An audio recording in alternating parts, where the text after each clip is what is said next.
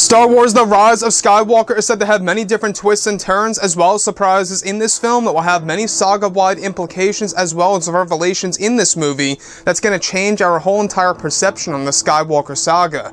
This is Mike Zero. If you guys are new to the channel, do make sure to subscribe to see future Star Wars content.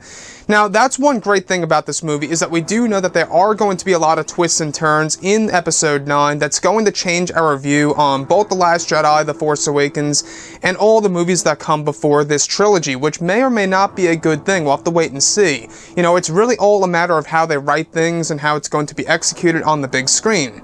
Now, these past couple of weeks or so, we've been learning a whole lot more about this film, and when it all comes down to one of the concept art descriptions, this is where things begin to get very exciting for the characters of Anakin Skywalker and Rey in Episode 9. Now, specifically, a description of Rey traveling into the Lost City, where it's described that she eventually enters the Lake of Dreams, where it said that the apparition of Anakin Skywalker is guiding her through a tunnel system that eventually leads to the lake, where she hears the faint whispers of Anakin Skywalker in the distance. It said that Rey is holding a device that she took from Ahsoka's statue that was handed down to her from Anakin Skywalker during the Clone Wars, that needs a key of some kind to open the device properly.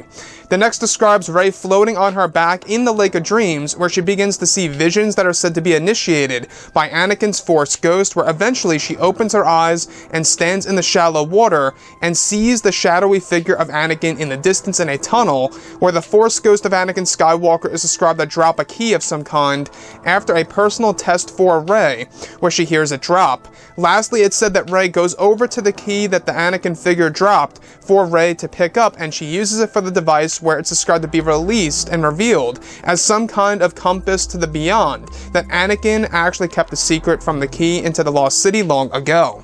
So I want to go over a couple of parts about all of this. Now, like I say, we do know that this movie is really going to rely on a lot of Jedi and Sith lore, as well as artifacts and relics, that's going to really guide the characters of Kylo Ren and Rey during their quests. Now, with Kylo Ren, he's going to the Dark Spire, and with Rey, she's going over to the Lost City.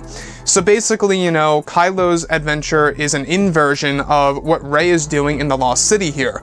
So what I find so very interesting here is, of course, the character of Anakin Skywalker. Now, you guys may recall, we went over this a couple of days ago, that the Ahsoka Tano statue actually held a very specific device that actually glowed in a red hue that was actually said to be attached to a necklace of some kind, that was a device that needed to be opened, that was handed down by Anakin Skywalker sometime during the Clone Wars to Ahsoka Tano. That's going to be further explained in, of course, the Clone Wars Season 7, come 2020, that's going to fall directly in line with Episode 9.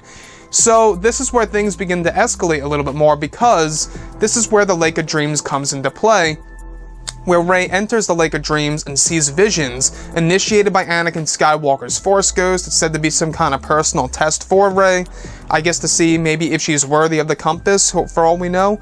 But that's when she begins to hear the key drop in the distance by the ghost of Anakin Skywalker in the distant tunnel, where she picks it up, opens the device, and it's revealed to be a compass to the beyond. So in case you guys did not know, it seems like that they really are embracing the idea of a compass being a very important part of either a Jedi or one of the main characters in The Rise of Skywalker, The Force Awakens, whatever have you. You guys may recall that Luke Skywalker in Battlefront 2, when he entered Palpatine's vault, he actually discovered a compass that eventually leads him to the first Jedi Temple, or at least one of the Jedi temples that he traveled to with Lor San Tekka. So the whole entire concept of a compass being hidden away that needed a key that was hidden separately by Anakin Skywalker in the Lost City, that is said to bring Rey to the beyond. Now, exactly why is the beyond, so dangerous? Why is it being kept such a big secret? That's something that we are going to find out come this movie by the third act of Episode 9. We do know that the new villain in this film has something to do with the beyond in The Rise of Skywalker, so we have also learned before in the past that it is indeed a location of the origins of the dark side, the entire galaxy in general, and even will offer new truths about the Force entirely. And that, to me, it really does stand out, because it tells us that J.J. Abrams is really trying to evolve the Star Wars franchise. But this could also go down a bad route if it's not written and executed well, on the big screen. That's the only thing that I'm worried about.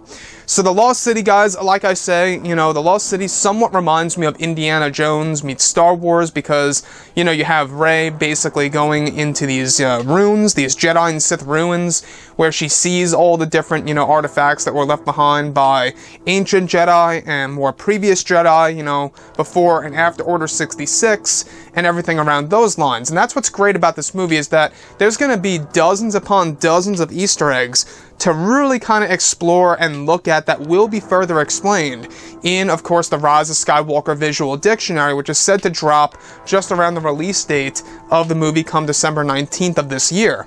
So anyways, guys, drop a comment below. Let me know what you think about all of this in the comments. And if you guys did enjoy the content for today, do make sure to drop a thumbs up on this video to support the channel. I thank you all so very much for the kind support, and I'll catch you guys next time.